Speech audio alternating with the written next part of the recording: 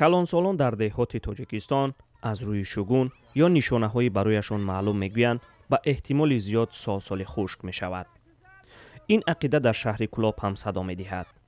аммо сокинони маҳаллаи Ватаншо Шамсуфи шаҳри Кӯлоб бовар доранд ки маросими ашшаглони онҳо борони зиёд хоҳад овард. он гоҳ бояд обро захира кард. бо ҳамин нияту орзу Дилбар Саидова занонро даъват дорад то дар ашшаглон ширкат кунанд. ов мегире мехрем аёви борон. аввара борон додагиан мойна ҳама чизмо навҷа барои борон чӣ каги.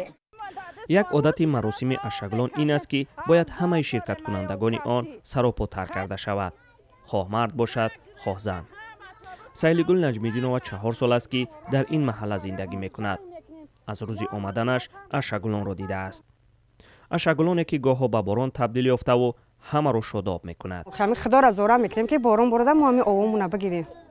на баклашкай дасту калал мега ин ҷавони тоқипӯш ҳам иштирокчии ашшаглон аст, вале ҳамзамон омода аст дар сурати наборидани борон бо дучархааш рафта ба модараш об оварад.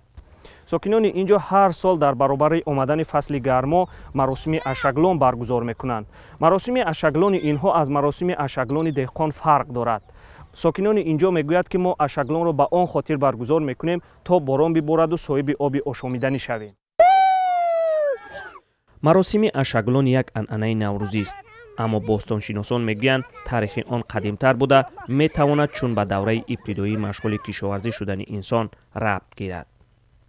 пеш аз иҷрои он пирони деҳа пас аз машварат яке аз занони рӯзгордидаро масъули иҷрои ин маросим таъин мекардаанд.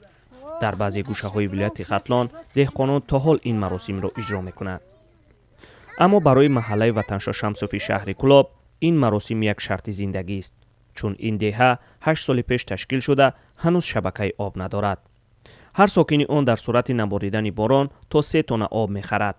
агар сол хушк набошад ва ашшаглон борон диҳад, пули сарф мешуда ба моҳҳову солҳои дигар мемонад.